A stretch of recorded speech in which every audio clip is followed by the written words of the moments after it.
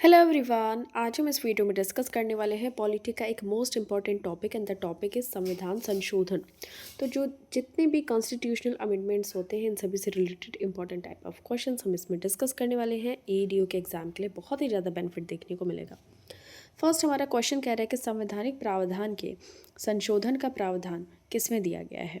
तो जो हम लोग अमेंडमेंट्स करते हैं वो किस भाग में और किस अनुच्छेद में दिया गया है। तो ये भाग नंबर 20 यानी एक्स में दिया गया है और ये किस में दिया गया है, अनुच्छेद नंबर 368।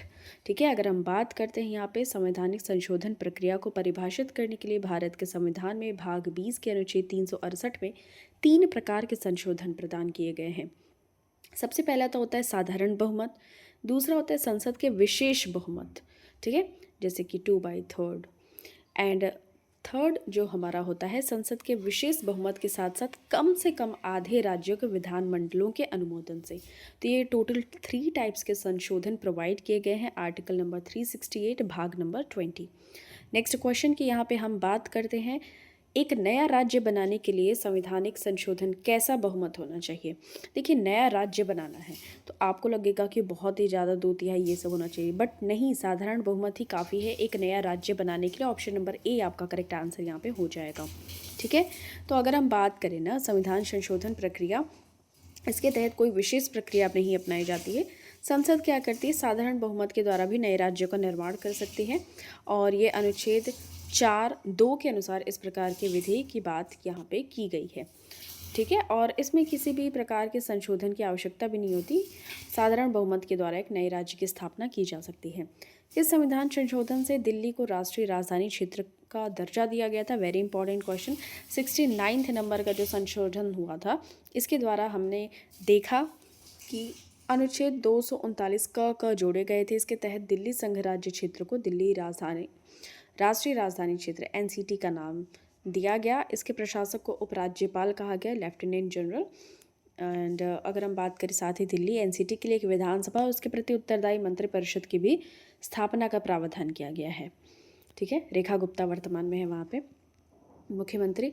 भारतीय संविधान में संशोधन के लिए विधेयक लाया जा सकता है तो या तो लोकसभा या राज्यसभा, किसी भी सदन में भारतीय संविधान में अगर संशोधन करना हो तो विधेयक लाया जा सकता है या तो लोकसभा में या तो राज्यसभा में।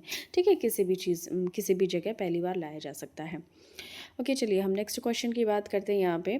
तो भारतीय संविधान के लिए प्रथम संशोधन अमेंडमेंट एक्ट कब लाया गया था। तो 1951 में लाया गया था। ठीक है, तो अगर हम बात करें तो 1951 में लाया गया था 15(1), 19(1), 6, 19(2), 85, 87, 174, 176, 341, 42, 72, 76, 376 में संशोधन किए गए और 2 नए अनुच्छेद 31 क और 31 ख को 9वीं ये जोड़ा गया था और 9वीं अनुसूची संविधान में जोड़ी गई थी। तो ये बहुत ही इंपॉर्टेंट क्वेश्चन रहा और इसका एक्सप्लेनेशन भी यहाँ पे बहुत ही अच्छी तरीके से दिया गया है। तो इन सभी को आप देख लीजिएगा। प्रथम संशोधन विधेयक 1951 में हुआ था, 31 क ख जोड़ा गया, 9वीं अनुसूची जोड़ी गई थी और इन सभी आर्टिकल्स में संशोधन किया गया था।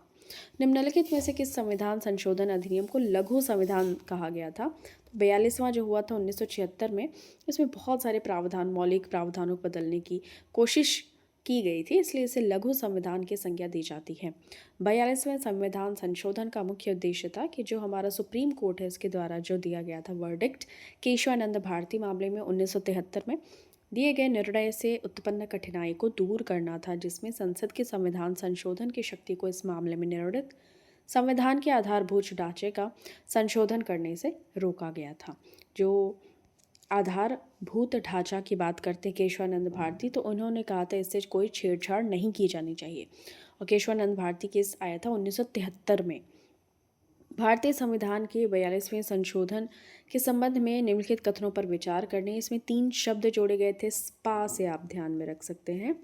ठीक है, तो अगर हम बात करें कि समाजवाद, धर्मनिरपेक्ष और अखंडता, इसने संविधान में 8 मौलिक कर्तव्य जोड़े ना, ये तो गलत। अगर 2 ऑप्शन जिसमें हो वो तो बिल्कुल कम्प्लीटली यहाँ पे रॉन्ग हो जाएगा। ठीक है, तो 2 ऑप्शन।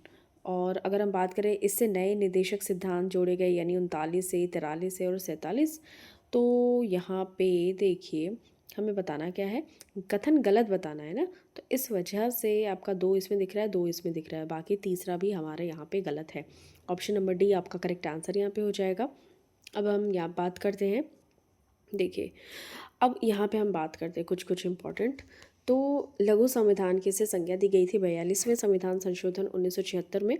इसमें देखिए क्या क्या जोड़ा गया, समाजवादी, पंथ निरपेक्ष और अखंडता, PA, ठीक है। S से समाजवादी, P से पंथ निरपेक्ष, A से अखंडता। और इसने संविधान में 10 मौलिक कर्तव्य जोड़े थे, ना कि 8, ठीक है। 3 नए नीति निर्देशक सिद्धांत जोड़े गए थे, जैसे समान न्याय और निःशुल्क विधिक सहायता 39A में, उद्योगों के प्रबंध में कर्मकारों का भाग लेना 43A में, और पर्यावरण का संरक्षण और संवर्धन और वन तथा वन्य जीवों की रक्षा ये 48A में जोड़ा गया था। तो 39A, 48A और 43A जोड़ा गया था, ठीक है, जबकि क्वेश्चन में गलत दिया हुआ था। इसके द्वारा अनुच्छेद 192 को प्रतिस्थापित करके राष्ट्रपति को चुनाव आयोग के परामर्श से राज्य विधानमंडलों विधानसभाओं के सदस्यों को अयोग्य घोषित करने का अधिकार प्रदान किया गया था। लेकिन फिर इसको बाद में 44वें संविधान संशोधन 1978 में इसको पुनः ये अधिकार राज्यपाल को सौंप दिया गया, ठीक है। तो ये आपका करेक्ट आंसर हो जाएगा, 1 और 4 सही हो जाएंगे, जबकि 2 और 3 गलत हो जाएंगे। भारतीय सर्वोच्च न्यायालय ने किस मुकदमे को सर्वप्रथम संविधान के मूल ढांचे का सिद्धांत, देखिए मूल ढांचा वाला जो चीज़ है ना, ये केशवानंद भारती बनाम केरल राज्य वाला ही है। ऑप्शन नंबर आपका बी करेक्ट आंसर हो जाएगा, 1973, ठीक है। तो इस प्रकार से हमारा ये टॉपिक एंड होता है। और अगर हम बात करेंगे, हमारा नेक्स्ट टॉपिक है राजभाषा।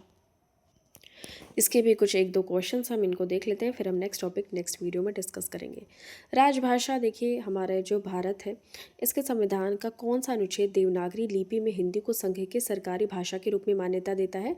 343, 143 तो आई लव यू, तो 343 हमें अपनी भाषा से प्यार है। और कितनी दफ़ा प्यार है? तीनों दफ़ा। ऐसे कर सकते हैं कि संविधान के अनुच्छेद 343 का संबंध संघ की राजभाषा से है।